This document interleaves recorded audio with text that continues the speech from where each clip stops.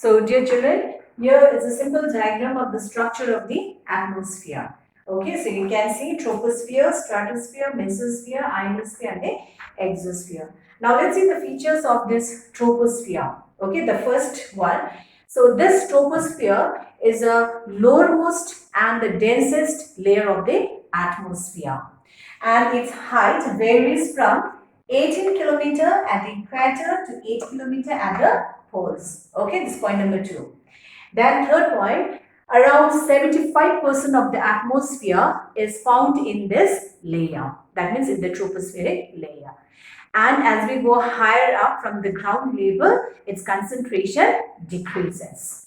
Then the next point is that this tropospheric layer, okay, in this tropospheric layer, there is a constant regular decrease in the temperature with the increase in altitude. Okay, the temperature decreases at the rate of 1 degree Celsius for every 166 meters of height, and this is known as a normal lapse rate of temperature. Then another point, most of the weather disturbances, okay, it takes place in this layer, that's in the troposphere layer only, because it has or it contains water vapor and dust particles. Okay, so then the upper layer or the upper limit of the troposphere is known as tropopause. Okay, now next let's take the second layer, that is the stratosphere. Okay, so this stratosphere, it lies above the troposphere. Okay, and it extends up to a height of 50 kilometers from the ground level. And the most important feature of this stratosphere is that it is free from water vapor and dust particles. So therefore, this particular layer is suitable for flying by jet aircraft. Okay. Then the temperature, okay, in the lower layer of the stratosphere, the temperature remains constant. But at a higher level, the temperature increases with the height. Okay. Then another important feature is the presence of ozone layer. Okay. Ozone layer lies within the stratosphere. It is a protective layer. As you know, it protects the earth from the harmful rays of the sun.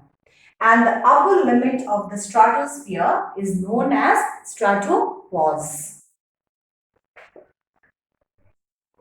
Mesosphere now. So this is a layer which lies above the stratosphere, and its height will extend up to 18 kilometers from the ground level. Okay, and in this layer there is a decrease in the temperature with the increase in the height, and it is the coldest layer, okay, of the Earth atmosphere. And the upper limit of the mesosphere is known as the mesopause. Now let's take the next one, is the ionosphere.